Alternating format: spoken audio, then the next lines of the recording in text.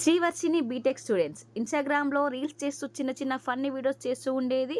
అయితే సడన్గా ఇంట్లో నుంచి ఎందుకు వెళ్ళాల్సి వచ్చింది, అఘోరీలా ఎందుకు మారిపోవాలనుకుంది, మంగళగిరిలో కేసు ఎందుకు పెట్టింది, అండ్ అమ్మ నాన్నలను ఎందుకు వద్దనుకుంటుంది, అసలు అఘోరి మాత ఎలా కలిశారు, వీళ్ళిద్దరి పరిచయం ఎలా మొదలైంది అనే విషయాలను మనం ఈ వీడియోలో తెలుసుకుందామండి.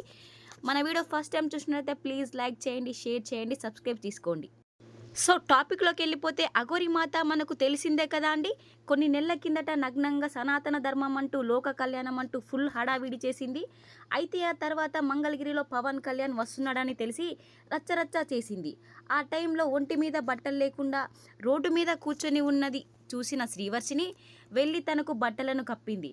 అప్పుడే మొదలైందండి కథ. అయితే నవంబర్ 18న జరిగిన ఇన్సిడెంట్ శ్రీవర్షిని కుటుంబాన్ని తారుమారు చేసేసిందండి. అక్కడ జరిగిన ఇన్సిడెంట్ వల్లనే ఇంత దూరం వచ్చింది. శ్రీవర్షిని ఆ రోజు అఘోరిని కలవకపోతే ఇంత దూరం రాకపోయేదుండే. అక్కడ కలిసినప్పటి నుంచి అఘోరికి శ్రీవర్షినికి పరిచయం ఏర్పడిందండి. ఆ పరిచయంతోనే తరచూ ఫోన్లు, వీడియో కాళ్ళు మాట్లాడుతుండేవారు. అయితే ఒకరోజు మంగళగిరిలో కారు పాడైపోయిందంటూ రిపేర్ చేసుకునే వరకు మీ ఇంట్లో ఉంటానంటూ అఘోరి మాత శ్రీవర్షిని ఇంటికి వచ్చింది. అయితే శ్రీవర్షిని అఘోరి అమ్మ ఒకే రూమ్లో వారం రోజుల కంటే ఎక్కువ కలిసి ఉన్నారంట. అయితే నైట్ అఘోరి అమ్మవారు శ్రీవర్షినిపై ఏదో పూజలు చేసేవారంట. ఒకరోజు శ్రీవర్షిని వాళ్ళ అన్నయ్య డోర్ తీసి ఓపెన్ చేయగా తను పూజ చేస్తూ ఉన్నారంట. అమ్మవారు లోపలికి ఎందుకు వచ్చావని సడన్గా తనపై అరవడం జరిగిందంట. అదంతా చూసిన శ్రీవర్షిని వాళ్ళ అన్నయ్య తినని ఇక్కడ ఉంచడం సేఫ్ కాదని చెప్పేసి వాళ్ళ పేరెంట్స్తో చెప్పి మీరు ఇక్కడ నుంచి వెళ్ళిపోండి అఘోరి అమ్మవారని అఘోరి అమ్మవారితో చెప్పారంట. అఘోరి అమ్మ రేపు వెళ్తా అంటూ అలానే వారం రోజుల పాటు వాయిదా వేస్తూ వచ్చారంట. అయితే ఒకరోజు కార్ రిపేర్ అయిందంటూ అఘోరి అమ్మవారు ఇంట్లో నుంచి వెళ్ళిపోయారు. ఇంట్లో నుంచి వెళ్ళిపోయిన వారానికే శ్రీవర్షిని కూడా తనతో వెళ్ళిపోవడం జరిగిందండి. ఇంట్లో నుంచి వెళ్ళిన శ్రీవర్షిని ఆరా తీయగా అఘోరి మాతే నా సర్వస్వం, అమ్మ దగ్గరే ఉంటా, నాకు ఎవ్వరూ వద్దు, అమ్మ నాన్న నేను ఇక రాను అంటూ చెప్తూ వచ్చింది. అటు వాళ్ళ అమ్మ నాన్నలు మా కూతురిపై ఏదో పూజలు వశీకరణం చేసి తనతో తీసుకెళ్ళిందంటూ ఆందోళన చెందుతున్నారు. అయితే శ్రీవర్షిని వాళ్ళ అన్నయ్య అఘోరి మాత నిజస్వరూపం ఇది అంటూ కొన్ని ఆడియో కాల్స్, వీడియోస్ అయితే లీక్ చేయడం జరిగిందండి.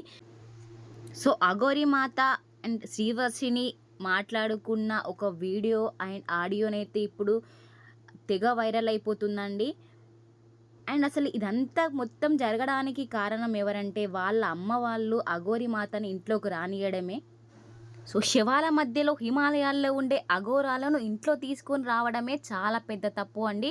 అండ్ నవంబర్ 18న జరిగిన ఇన్సిడెంట్స్ వల్ల వాళ్ళ పేద కుటుంబం అయితే ఆల్మోస్ట్ రోడ్డుకు వచ్చేసిందండి. వాళ్ళ పేరెంట్స్ ఎంత బతిమిలాడినా నేను రాను, నేను అమ్మవారి దగ్గరే ఉంటాను, అమ్మవారే నా సర్వస్వం, నేను ఇక్కడే సాధన చేసుకుంటాను, శివయ్యతోనే ఉంటాను అంటూ శ్రీవర్షిని అయితే చెప్పుతూ వచ్చింది. శ్రీవర్షిని వాళ్ళ అన్నయ్య, శ్రీవర్షిని వాళ్ళ డాడ్ అయితే చాలా ఎమోషనల్ అవుతున్నారు. మా చెల్లి ఇలా చాలా తొందరగా అట్రాక్ట్ అవుతుంది, చిన్న చిన్న వాటికి తొందరగా రియాక్ట్ అవుతుంది, చాలా ఎగ్జైట్మెంట్ తనకి, చిన్నప్పటి నుంచే సాధన చేయాలని చాలా కోరిక ఉండేది. సో ఆ కోరికతోనే తనతో వెళ్ళిపోవడం జరిగింది. అండ్ మా చెల్లెనైతే వశీకరణ చేశారు, తను అలాంటిది కాదు, తను చాలా యాక్టివ్గా ఉంటుంది, తనకు రీల్స్, వీడియోస్ అంటే చాలా ఇష్టం అంటూ శ్రీవర్షిని వాళ్ళ అన్నయ్య అయితే సో మొత్తానికైతే శ్రీవర్షిని వాళ్ళ కుటుంబం అల్లకల్లలం అయిపోయింది. తనైతే నేను అస్సలకే రాను, నేను అమ్మవారి దగ్గరే ఉంటానండు తనైతే తేల్చి చెప్పేసిందండి. సో మనం చేసే చిన్న చిన్న పొరపాట్లే మన జీవితాలను ఆగం చేస్తుందని చెప్పడానికి ఇదైతే ఉదాహరణ.